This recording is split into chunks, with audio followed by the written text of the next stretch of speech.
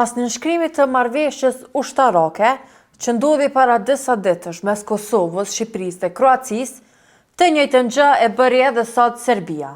Më konkretisht, shteti serb nënshkroi marrëveshje me shtetin hungarez. Marrëveshja mes këtyre dy shteteve për bashkëpunim në fushën e mbrojtjes është nënshkruar nga ministri i mbrojtjes i Serbisë, Bratislav Gašić, dhe ai mbrojtjes së Hungarisë. Por çka tha më konkretisht Vučići për këtë marrëveshje? Presidenti i Serbisë, Aleksandar Vučić, duke u drejtuar mediave që ishin aty të pranishme, tha se Serbia ka krijuar një bashkëpunim të ngushtë dhe të zhvilluar në fushën e mbrojtjes me shtetin hungarez, ndërsa shtoi se kjo marrëdhënie po ecën drejt krijimit të një aleance ushtarake mes këtyre dy shteteve.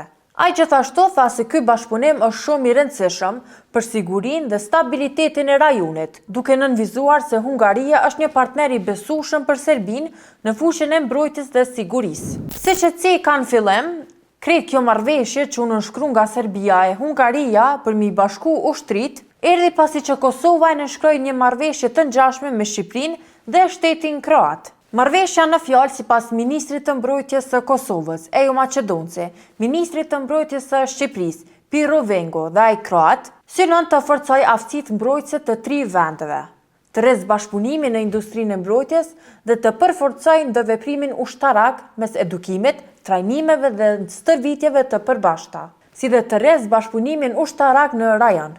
Pasi u bë publike marrëveshja e nënshkruar nga ministrat e mbrojtjes së Kosovës, Shqipërisë dhe Kroacisë, që bën thirrje për përgjigje të përbashkëta ndaj sfidave të përbashkëta të sigurisë, nuk e la pa reagu as Serbia, e që e quajti këtë si kërcënuese. Presidenti serb Aleksandar Vučić kishte akuzuar Kroacinë dhe Shqipërinë se punes një, siç e quajti ai, një garë armatime në rajon, duke nënshkruar marrëveshje me ato që i quajti institucione të përkohshme në Kosovë, duke i u referuar qeverisë së vendit. Por, ani pse doli kundër një marrëveshje që bëri Kosova me Shqipërinë e Kroacinë, siç po duket është inspiruar nga shteti ynë, pasi nuk kaloi shumë e të njëjtën gjë e bëri edhe vetë Serbia.